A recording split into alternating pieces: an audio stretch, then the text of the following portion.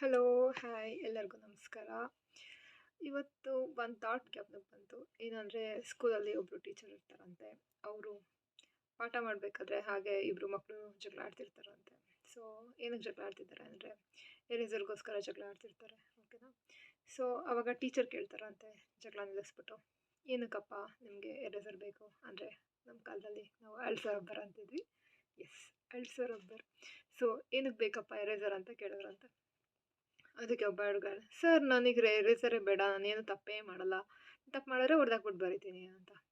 ಇನ್ನೊಬ್ಬ ಹೇಳ್ತಾನೆ, ಸರ್ ನನಗೆ ಎರೇಸರ್ ಬೇಕೇ ಬೇಕು, ನಾನು ಅವಾಗವಾಗ ತಪ್ಪು ಮಾಡ್ತಾ ಇರ್ತೀನಿ, ನಾನು ಅಳಿಸ್ಬಿಟ್ಟು ಬರಿಬೇಕು ಸರ್ ಅಂತ. ಯಾಕೆ ನೀನು ಅಳಿಸ್ಬಿಟ್ಟು ಬರಿಬೇಕಾದ್ರೆ, ಸರ್ ಅವಾಗ ನೀಟಾಗಿ ಕಾಣಿಸುತ್ತೆ ಅಂತ ಹೇಳ್ತಾನಂತೆ. ಮತ್ತು ಇನ್ನೊಬ್ಬ ಕಾಟ್ ಮಾಡಿ ಬರಿತೀನಿ ಅಂತ ಹೇಳ್ತಾರಲ್ಲ, ಅವ್ರನ್ನ ಕೇಳ್ತಾರೆ ಟೀಚರು, ಏನಕ್ಕೆ ನೀನು ಕಾಟ್ ಮಾಡಿ, ಸರ್ ಟೈಮ್ ಸೇವ್ ಆಗುತ್ತೆ ಅಂತ. ಸೊ ಇಬ್ಬರು ಹೇಳಿದ್ದು ಒಂಥರ ಕರೆಕ್ಟ್. ಅವಾಗ ಟೀಚರ್ ಹೇಳ್ತಾರಂತೆ, ಸೊ ಎರೇಸರ್ ಬೇಕಾಗುತ್ತೆ ನಮ್ಮ ಲೈಫಲ್ಲಿ. ಏನಕ್ಕೆ ಅಂತ ಅಂದರೆ, ನಾವು ತಪ್ಪು ಮಾಡೋ ಸಹಜ, ತಪ್ಪು ಮಾಡೇ ಮಾಡ್ತೀವಿ. ಬಟ್ ಆ ತಪ್ಪನ್ನ ತಿದ್ಕೊಳ್ಳೋಕ್ಕೆ ನಮಗೆ ಎರೇಸರ್ ಬೇಕಾಗುತ್ತೆ.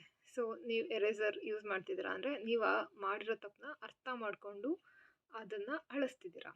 ಸೊ ಲೈಫಲ್ಲೂ ಅಷ್ಟೇ, ನಿಮಗೆ ಎರೇಸರ್ ಇಂಪಾರ್ಟೆಂಟು. ಅದು ಯಾವ ಥರನಾದ್ರೂ ಆಗಿರ್ಬೋದು.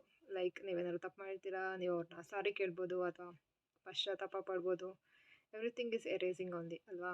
ಸೊ ಅವಾಗ ಅವರಿಬ್ಬರು ಜಗಳ ಆಡ್ತಿದ್ರಲ್ಲ ಎರೇಸ್ಗೋಸ್ಕರ, ಅವರಿಬ್ಬರು ಒಬ್ರಿಗೊಬ್ರು ಸಾರಿ ಕೇಳ್ತಾರೆ. ಹಾಗೆ ಟೀಚರ್ ಅವರಿಬ್ಬರು ಏನು ಕ್ವಾರಲ್ನ ಅಂದರೆ ಜಗಳನ ಬಿಡಿಸ್ತಾರೆ. ಸೊ ಎಲ್ಲರಿಗೂ ಲೈಫಲ್ಲಿ ಎರೇಸರ್ ಬೇಕು. ಸೊ ಎಲ್ಲರೂ ಎರೇಸರ್ನ ಯೂಸ್ ಮಾಡ್ಕೊಳ್ಳಿ. ಅಂದರೆ ನಿಮ್ಮ ತಪ್ಪನ್ನ ನೀವೇ ತಿದ್ಕೊಳ್ಳಿ, ನೀವೇ ನಿಮ್ಮ ಎರೇಸರ್ ಆಗಿ. ಆ್ಯಂಡ್ ತಪ್ಪು ಮಾಡೋರಿಗೆ ಮಾತ್ರ ಎರೇಸರ್ ಬೇಕು ಅಂತ ಅಲ್ಲ, ಎಲ್ಲರಿಗೂ ಎರೇಸರ್ ಬೇಕು. ಸೊ ತಪ್ಪು ಮಾಡಿರೋದನ್ನ ತಿದ್ಕೊಳ್ಳೋ ಮನ ಫಸ್ಟ್ ಇರಬೇಕು ನಿಮಗೆ. That is your eraser. Okay, ಎಲ್ಲರಿಗೂ ಒಳ್ಳೆಯದಾಗಲಿ. ಬಾಯ್, ಶುಭ ದಿನ.